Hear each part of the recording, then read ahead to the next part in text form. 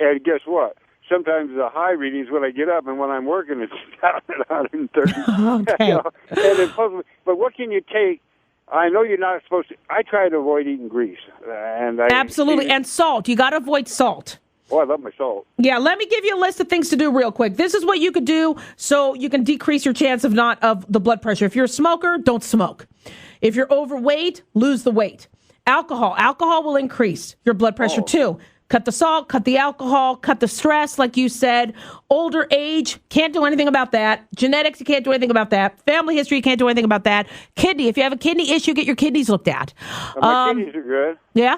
But here's the thing. A lot of us, we just naturally lose the ability to control our blood pressure. That's part of aging. And I've talked about this before on my show. Sometimes our heart rate goes too high. Sometimes we absorb more fluid. Sometimes our arteries stiffen, so the heart has to beat against a stiffer pipe. And sometimes this kidney mechanism, this angiotensin system, it kind of goes a flutter where it'll start clamping down and vasoconstricting your vessels and causing these blood pressure spikes. So like I said before, Elmo, any blood pressure spike, and I'm glad you called. I really appreciate your call, Elmo. Thanks.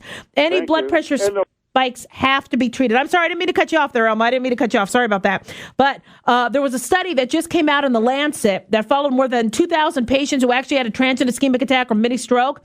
And they found that they did have variable blood pressure that spiked. And the amount of variability may only be 40 points.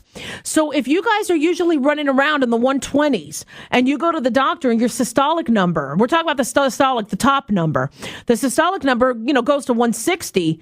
That's enough to put you at risk for a transient ischemic attack, mini stroke, or a full-blown stroke, or heart disease, or like a little infarct, multi-infarct dementia. I talk about this a lot, where a lot of times you have these blood pressure spikes or little plaques that cause a ischemic event in the brain where you lose blood supply, but it wasn't a large vessel, so you don't feel it. Well, after millions and millions of those occurring throughout time, you start to lose that brain function. So multi-infarct dementia you see in older people. So those of you saying, well, the doctor makes me nervous, right? Daliah's radio show makes me nervous. That's why my blood pressure is high. Tough loogie. You need to, if you have the spikes, it's not just when you go to the doctor. It's when you're having sex.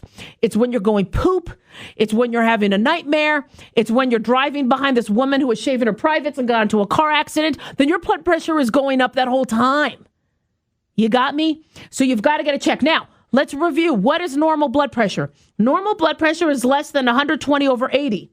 Less than 120 over 80, okay? So 115 over 78 is nice. 112 over 68 is not bad. 90 over 60 to me is too low, all right? You need to be above 90 over 60, all right? But you are already pre-hypertension from 120 over 80 on up. That means you are a before hypertensive event with the new JNC guidelines. 120 to 139 of your systolic and 80 to 89, you're already pre-hypertensive. And you were already stage 1 blood pressure if your blood pressure is 140 over 90. You know how many of us are walking around 140 over 90?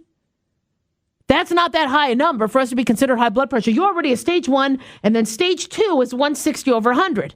So again, those of you going, but wait a second, I'm always in the 120s, so it doesn't matter. I just eventually spike. The spiking hurts. You need to do something about that, okay?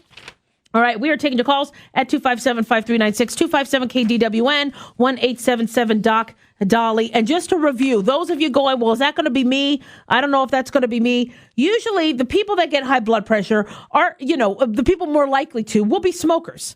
All right, you guys are taking the nicotine in, and it's a stimulant. Smokers will be more likely to have high blood pressure. African Americans are more likely to have high blood pressure. Women who are pregnant, we're seeing an increase in high blood pressure. Women who take birth control pills can have an increase in high blood pressure. Even though we just saw a study saying most women who have taken birth control pills end up living longer, still they can raise their blood pressure, which is why anytime I start a person on a new birth control, I like to see them back within a couple months to see what's going on with their blood pressure. It's very important to do, and you guys should be checking your blood pressure too when you go home over the next few weeks to see if your blood pressure is rising with the hormones.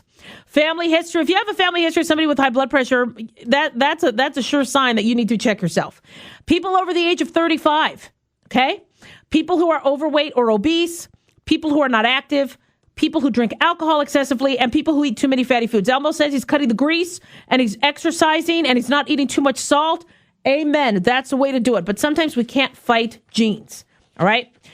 If your mama or your papa gave you high blood pressure, smack them upside their head.